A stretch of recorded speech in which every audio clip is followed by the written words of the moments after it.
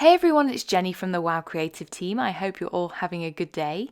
Today I have a 2-for-1 card video to share with you. I featured the Mandala maker from Altenew for my first card, which is the one that I'm showing here.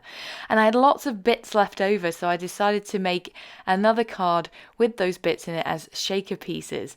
And I'm going to show you how I made both of those cards today. They both feature heat embossing on the tiny dies that make up the mandala pieces. I'm just giving you a quick look at this mandala maker set from Altenew. You can see there's a stamp set, so you can heat emboss stamped images or ink up those images, and you can also die cut out the images as well, which is what I'm going to be doing today. Now the main stamp set comes with these large circles, which they look big, but they've actually only got tiny dots that stamp down onto the cardstock, and they are just used as a guide to show you exactly where you can put your pieces to get a symmetrical looking mandala. So I'm going to ink it up with some really pale ink. It doesn't really matter too much because I'm using the die cut pieces here, but if you were using the stamped parts of the stamp set, then you want to use pale ink. And I'm going to ink up each concentric circle with this pale ink and then stamp it down onto my cardstock. I'm using Wow Embossing white cardstock here, and you can line up these circles really easily using that dot in the center. You just place it over the top and then line up that top dot. I'm going to use all the layers in my card today, but you can choose whatever way you want to create your mandala. You might just want to use the outer circle, for example. Now, to create my die cut pieces, I'm first going to heat emboss all of my cardstock and then subsequently die cut it. So I'm going to swipe my Wow Embossing ink all over this panel of Wow Embossing cardstock. And then I've chosen my first colour. I'm going to be using 5 embossing powders today. This first one is Iced Silver. It's a really pretty baby blue, kind of pale blue with lots of circular holographic pieces in it. And I'm just going to scatter that over half of this panel of cardstock, and then on the other half I'm going to start using some of these summer scoops. This is the new trio from Wow that was released recently. Has 3 fabulous colours. They're all gorgeous kind of pale pastel-y colours. There's a pink, there's an orange, there's a yellow, and I'm going to create all of my own custom glitter cardstock using those. And then I also use sparkling sand, which you can just see on the left. I heat embossed off camera, and sparkling sand is from the Dockside trio. I'm going to use just the circular dies from this set today. I'm going to use those 4 largest, and then I'm going to use 2 of the smaller ones, and I'm just going to pull them off, and these cut in sets of 4. I didn't know how many I was going to need for my mandala, so I'm going to die cut as many as each of these panels will let me. And if of course you need extras, you can always go back, add a little bit more heat embossing to another piece of cardstock and then die cut more. I ended up with lots of extras, as you see. But I like to cut up my cardstock small so I can just run it through this little die cutting machine. This is the Mini Blossom from Altenew, just so that I can get lots and lots of pieces done quite quickly. And then I've sorted them out into size and colour order, just so I know what I've got to play with to create my mandala. Now I've got my panel of cardstock that I stamped my dots onto. It's quite hard to see on the camera. And then I'm using a glue pen. This is a glue pen from Altenew, and a jewel picker to pick up all of my heat embossed pieces to create my mandala. This is super sped up. I wish it had been this quick to create, but it's really easy and it's really fun.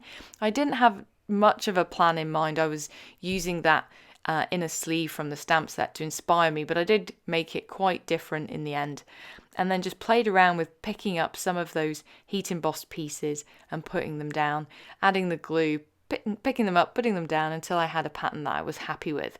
But you can see you can use the hearts, you can use those kind of diamond shapes, the circles, all sorts, and you could even use stamp sets as well with this stamp set. So you could have, flowers all going around the edge. So I didn't get too fancy here, but there's plenty you could do with this. And you could, of course, heat emboss the stamped images as well if you wanted to. Once I was done, I mounted it onto a £110 white note card. And then for my sentiment, I'm just going to keep this really simple.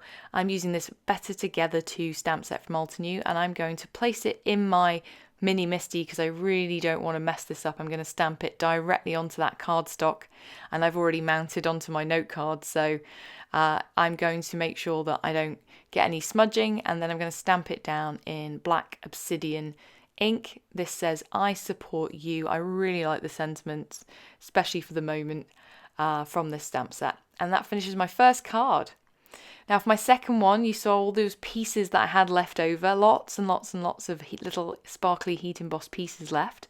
So I'm going to create a shaker using this Fine Frames square die from Altenew. I've grabbed another panel of Wow Embossing cardstock, and I'm going to die cut that largest square out from the center, closer to the top as I did before, because we're going to stamp a sentiment underneath it. And I run that through my die cutting machine. Now onto the back, because this is a shaker card, I'm going to trim a piece of acetate to just larger than the window, and then adhere it down with some liquid glue. And then I'm going to create a shaker well, because this is a square window, it's super easy. I'm just going to grab some foam tape and place it all over the back of my panel, making sure that the piece round the windows all touch up against each other so there's no way for those pieces to escape. And then I'm going to double up that layer of foam tape just to make sure there's enough depth in that window to add my pieces. Now I didn't heat emboss the backs of my pieces, so I just want to make sure when I add my shaker bits that they're all facing the front of the card and the white backs are facing the back. It sounds a little tedious, it's not too bad actually. You can mostly just drop a bunch in and then flip over any that aren't facing the right way. Or you could of course heat emboss both sides of the cardstock, but these were just leftovers from my mandala, so I didn't do that. And then I removed the backs of the foam tape and popped a panel of white cardstock because I'm keeping this super clean and simple. I didn't even have any background pattern on that backer cardstock. And you can see those pieces shake around in there perfectly. Now once again, I forgot to stamp my sentiment, so I'm going to place the whole shaker into my MISTI, and because it's quite thin, it'll still work perfectly well. I'm using the Better Together 2 stamp set once again, stamping down onto the front of that panel with some black Obsidian ink. This is Pigment ink, so just careful not to smear it, because any mistakes at this point will be very noticeable. And you can see I'm glad I used my MISTI, so I get a nice clean impression, stamping it down twice and then give it a good shake. And here's a look at both of the cards.